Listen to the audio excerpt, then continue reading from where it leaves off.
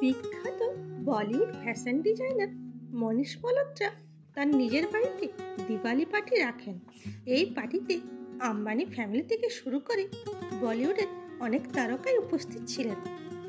নীতা আম্বানি তার ছোট বৌমা রাধিকা আম্বানির সাথে এই পার্টিতে উপস্থিত হন।